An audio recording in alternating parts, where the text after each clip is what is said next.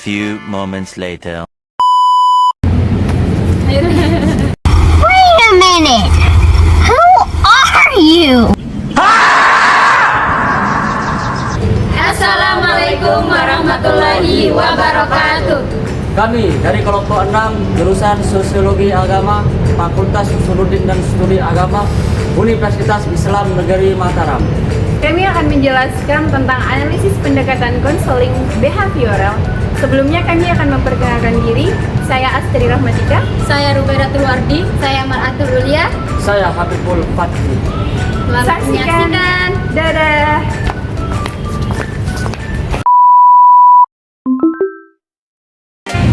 Perkenalkan, nama saya Mar'atul Ulia dengan NIM 220602144.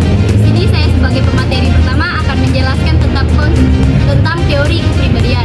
Yang dimana teori kepribadian adalah yang pertama, yaitu konsep diri. Dimana konsep diri ini sendiri adalah pandangan atau pandangan seseorang terhadap dirinya sendiri.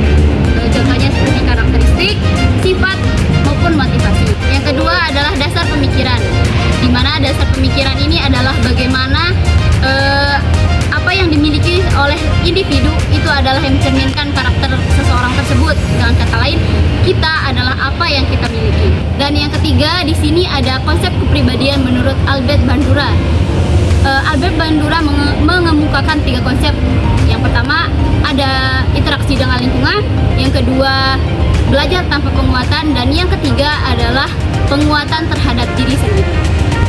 Kita lanjut ke yang keempat, yang dimana di sini yang keempat adalah dinamika kepribadian menurut Albert Bandura. Albert Bandura sendiri mengatakan bahwa motivasi adalah penumbuh atau penimbul suatu karakteristik dari seseorang, yang dimana motivasi ini adalah sangat penting untuk mewujudkan atau membangun sesuatu karakter.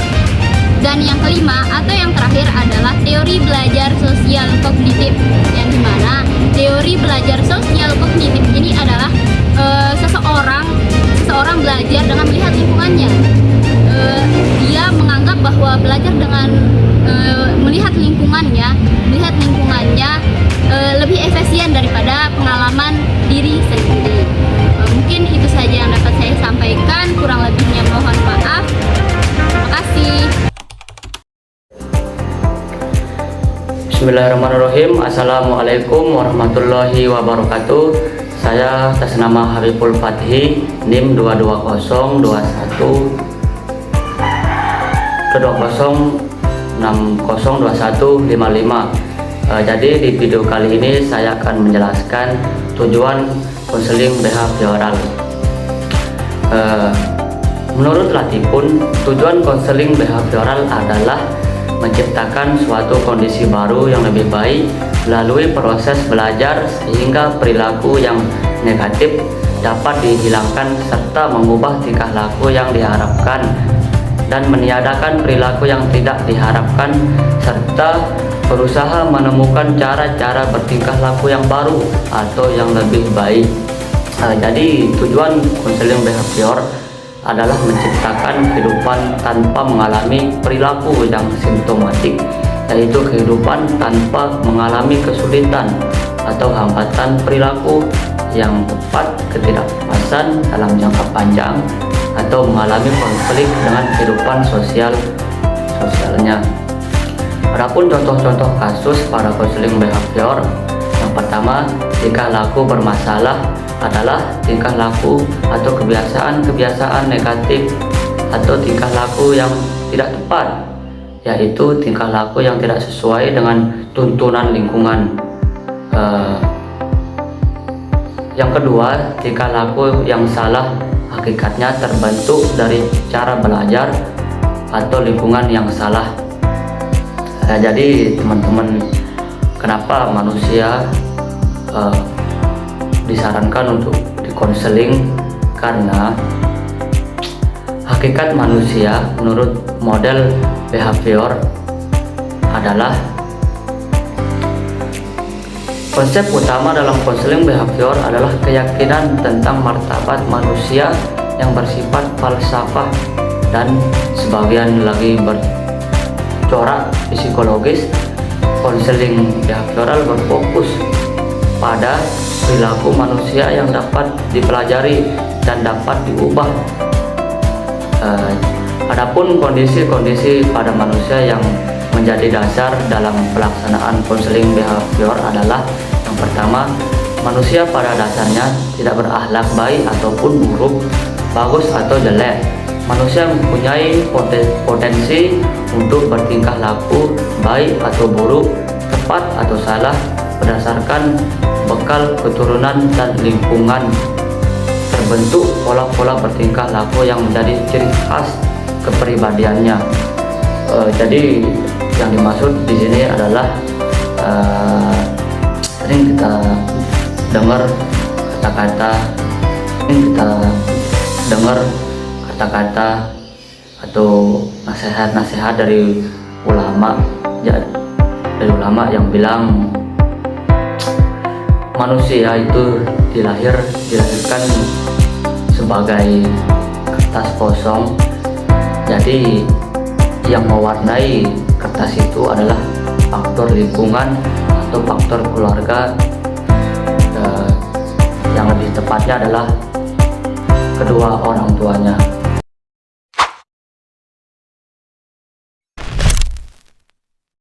Perkenalkan, nama saya Rubaidatul Wardi dengan NIM 22060313. Di sini saya akan membahas tentang prosedur konseling sosial dalam pendekatan behavioral.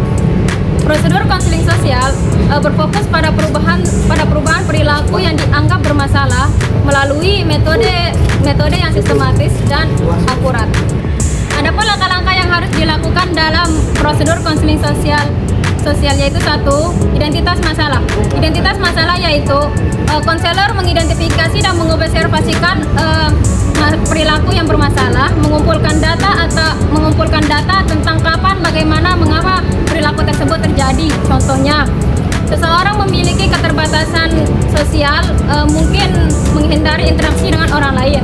Dan yang kedua, penetapan tujuan. Tujuan ditetapkan bersama seseorang seperti mengurangi tingkat kecemasan, mengurangi kebiasaan buruk dan meningkatkan keterampilan sosial.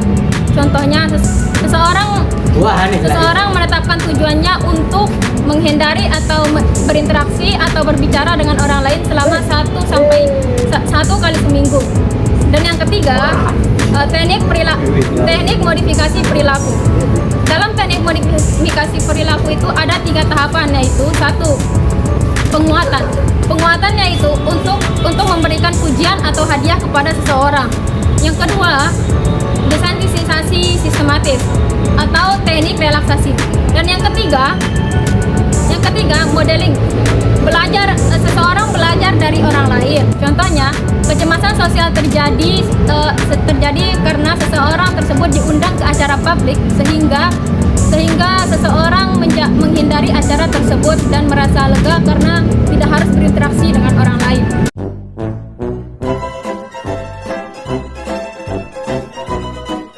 Perkenalkan, nama saya Astri Rahmatika dengan NIM 220602154. Jadi di sini saya akan menjelaskan materi keempat tentang antisosial dalam teori behavioral. Yang pertama itu adalah cognitive behavioral therapy, yang dimana itu adalah pengubahan pola pikir serta perilaku yang negatif yang meningkatkan empati dan mengelola emosi. Yang kedua adalah contingency management, dimana itu adalah pemberian reward bagi perilaku positif dan hukuman bagi perilaku negatif. Itu menciptakan suatu tindakan dan konsekuensi. Yang ketiga adalah dukungan sosial, di mana keterlibatan keluarga, teman, serta guru memberikan dukungan emosional yang memperkuat perubahan positif. Jadi melalui teknik ini, individu dapat belajar mengatasi antisosial dengan cara efektif. Oke, mungkin hanya itu yang dapat saya sampaikan. Kurang lebihnya mohon maaf dan terima kasih. Assalamualaikum warahmatullahi wabarakatuh. Baik, hanya itu yang dapat kami sampaikan. Kurang lebihnya mohon maaf dan terima kasih. Sekian dari kami. Wassalamualaikum warahmatullahi wabarakatuh. Jangan lupa Like, comment, subscribe.